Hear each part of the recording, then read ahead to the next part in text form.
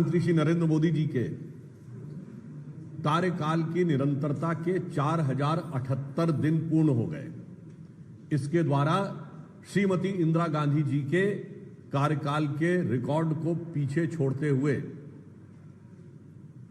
जवाहरलाल नेहरू के बाद सबसे लंबे समय तक निरंतर प्रधानमंत्री के पद पर रहने का जन विश्वास, जन आशीर्वाद और राष्ट्र की निष्ठा से युक्त यह कार्यकाल का रिकॉर्ड बनाने में जो प्रधानमंत्री जी का योगदान रहा है, उससे हर भारतवासी हर्ष का अनुभव कर रहा है। जहां एक तरफ पूर्व के जो दो प्रधानमंत्री हैं उनके कार्यकाल में निरंकुशता के काले अध्याय रहे, तो यहां विकास के स्वर्णिम अध्याय रहे। और प्रधानमंत्री श्री नरेंद्र मोदी जी जन समर्थन के द्वारा चुनकर आकर प्रधानमंत्री पद पर आसीन होने वाले प्रधानमंत्री हैं, जबकि इंदिरा जी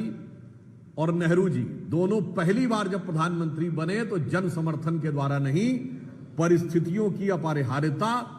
या परिस्थितियों के राजनीतिक दांवपेच के बीच में से बने थे। परंतु इस अवसर पर ही झारखंड सरकार के एक मंत्री अंसारी जी के द्वारा जिस प्रकार का विद्वेषपूर्ण, क्षुद्र और अवमानना से भरा हुआ बयान प्रधानमंत्री श्री नरेंद्र मोदी जी के बारे में किया गया है, वो एक बार फिर कांग्रेस के उसी घृणित मानसिकता को दर्शाता है कि देश के सर्वोच्च पद पर बैठे हुए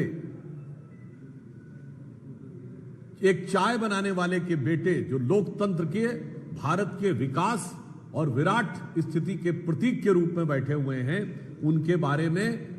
उनके बचपन, उनकी पृष्ठभूमि और व्यवसाय को लेके इस प्रकार का घृणित कमेंट, ये उन्हीं कमेंट्स की श्रृंखला में से एक है जिसमें कभी मोदी जी की बोटी बोटी करने की बात, तो कभी कब्र खोदने की बात, कभी उनके ऊपर वर्ग, जाति, समुदाय के सूचक शब्दों के द्वारा अपमान करने का प्रयास किया जाता था। परंतु यह घटना सिर्फ एक अलग नहीं है, यह कांग्रेस की एक सुविचारित योजना का हिस्सा है, क्योंकि कांग्रेस के नेता प्रतिपक्ष श्री राहुल गांधी जी हमेशा से प्रधानमंत्री श्री नरेंद्र मोदी जी के बारे में बहुत अशोभनीय शाब्दिक लफाजी करने के आदतन हो चुके हैं, आदी हो चुके हैं, और यह उनकी गरिमा के तो प्रतिकूल है ही। भारत में संविधान की मर्यादा और राजनीति की मर्यादा को ध्वस्त करने का एक उदाहरण है। आज तालकटोरा स्टेडियम में राहुल गांधी जी द्वारा आदतन फितरतन जैसे बोला जाता है, उसी प्रकार की जो बातें बोली गई, उसके ऊपर हम स्पष्ट करना चाहते हैं। 4 पीढ़ियों तक भारत के पिछड़े वर्ग की आकांक्षाओं का हनन करने वाले, उसका दमन करने वाले कांग्रेस के इस प्रथम परिवार के सदस्य राहुल गांधी जी आज एक मुखौटा लगाकर अपनी चुनाव में हुई हार की खिसियाहट निकालना चाह रहे हैं।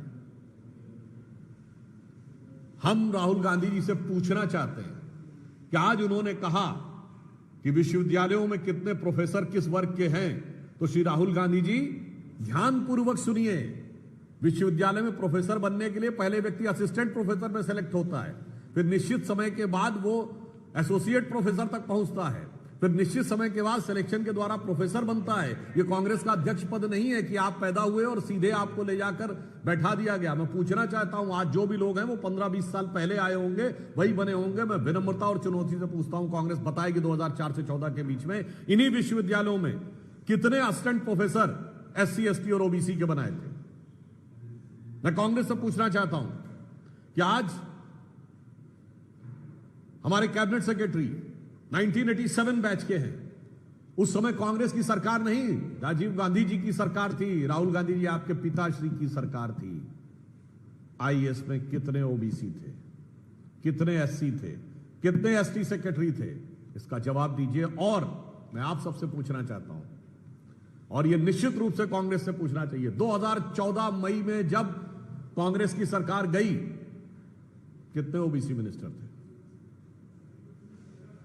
कितने ओबीसी मंत्री थे बताएं। मेरा दावा है कि वो 4 भी नहीं बता सकते, क्योंकि 4 भी नहीं थे। आप उनसे पूछिएगा तो 2 के नाम भी नहीं बता सकते, क्योंकि शायद 2 भी नहीं थे। इसलिए दिखाई पड़ता है कि ये जिस विषय की बात करते हैं, ओबीसी के हक पर डाका डालने का काम कर्नाटक और तेलंगाना की सरकार अल्पसंख्यक समुदाय के लगभग सारे लोगों को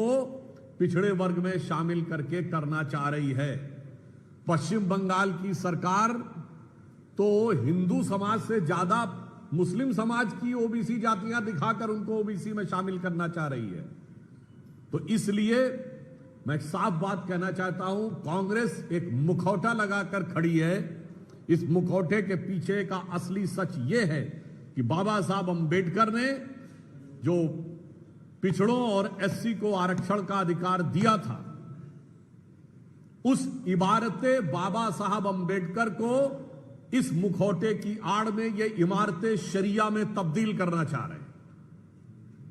इसलिए देश को और देश के प्रबुद्ध लोगों को इस विषय पर बहुत सतर्क, सावधान और इस षड्यंत्र के प्रति सचेत रहने की आवश्यकता है। मैं पुनः अपनी बात को रिपीट करता हूं कि राहुल गांधी जी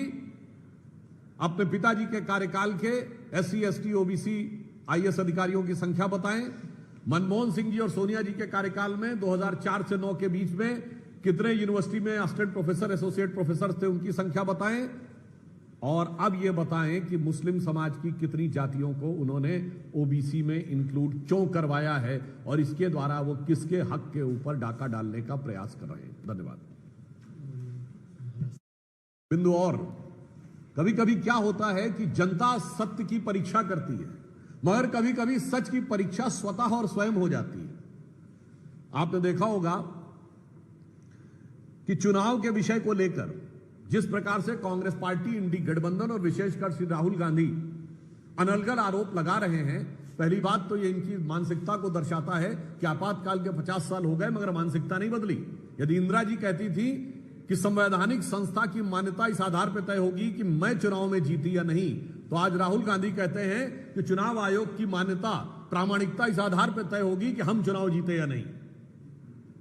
और आज महाराष्ट्र के चुनावों को लेकर जिस प्रकार से इन्होंने प्रलाप किया था, तो एआईसीसी के ही एक पूर्व सचिव जो 2018 से 24 के बीच में महाराष्ट्र के प्रभारी रहे, उन्होंने एक आर्टिकल में लिखा है, महाराष्ट्र की पराजय की विवेचना करते हुए लिखा है कि हम किसी अन्य को दोष नहीं दे सकते, कांग्रेस पार्टी और इंडी गठबंधन के अंदर की जो कमियां थी उसके कारण हम महाराष्ट्र हारे। अतः राहुल गांधी जी का दावा, उन्हीं की पार्टी के नेता जो एआईसीसी के सेक्रेटरी रहे और महाराष्ट्र के इंचार्ज रहे, उनके यथार्थ के धरातल पर बिखरता नजर आता है। और दूसरा, महाराष्ट्र के बारे में तमाम अनाप शनाप बात करने वाले राहुल गांधी से मैं पूछना चाहता हूं, शिवसेना उबाटा ने तो कहा था कि उद्धव ठाकरे जी को प्रोजेक्ट न करने के कारण हार हुई। आज जरा इंडी गठबंधन ये स्पष्ट कर दे कि उद्धव ठाकरे जी का प्रोजेक्शन विषय था, या अब जो 10 महीने के बाद राहुल गांधी जी को प्रीमोनिशन हुआ है, प्रीमोनिशन समझते ना, इल्हाम होना, अचानक कोई चीज उसको आभास होने लगना, वो उचित है। दोनों ही दृष्टियों से स्पष्ट है कि आज जब संसद का यह सत्र चल रहा है, जब भारत की सेना का के शौर्य के कारण हर भारतीय का स्वाभिमान आसमान पर है और महंगाई जमीन पर है, 2.1% इस समय महंगाई की दर है। भारत का तिरंगा अंतरिक्ष में तिरंगा दिख रहा है, मानसून चंगा दिख रहा है, मगर इसके बावजूद भी कांग्रेस पार्टी और इंडी गठबंधन के लिए हर विषय के ऊपर न सिर्फ हंगामा करना है, बल्कि बहुत ओछी, अभद्र भाषा और शैली के द्वारा देश के सबसे लोकप्रिय ओबीसी प्रधानमंत्री के बारे में निरंतर अपमान और घृणा की अभिव्यक्ति करना।